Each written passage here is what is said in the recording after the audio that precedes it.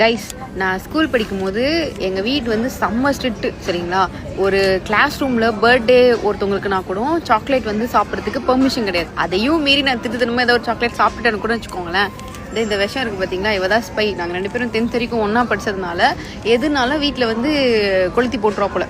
இப்போ இங்கே நாங்கள் பாஸ்கில் சாப்பிடும் போது எங்கள் அம்மாவுக்கு பின்னாடி இருக்கிறவங்க அங்கே வந்து பார்த்திங்கன்னா ஸ்கூல் பசங்க வந்திருக்காங்க. ஸ்கூல் முடிச்சு ஸ்ட்ரைட்டாக வந்து ரெஸ்டாரண்ட்டில் சாப்பிட்டு வந்திருக்காங்க சரிங்களா.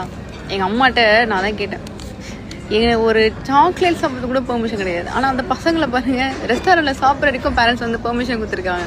இந்த 90s இருக்கிற ஒரு ப்ளஸ்ஸும் வந்து நம்ம அம்மா அப்பா வந்து ஸ்ட்ரிக்டாக வளர்த்ததுனால நமக்கு நிறைய விஷயம் ரொம்ப லேட்டாக கற்றுக்கிட்டாலும் ஓகே அப்படின்ற ஒரு வேர்த் அப்படின்ற ஒரு ஃபீல் இருக்கும். பட் இந்த ஜென்ரேஷனில் சில விஷயத்தெல்லாம் பார்க்கும்போது அப்பாடா தேங்க் காட், அவங்க ஸ்ட்ரிக்டாக வளர்த்தது தான் நமக்கு வந்து கரெக்டு அப்படின்ற ஒரு ஃபீல் குட்டும் நமக்கு வந்து கொடுக்குது. But it's okay.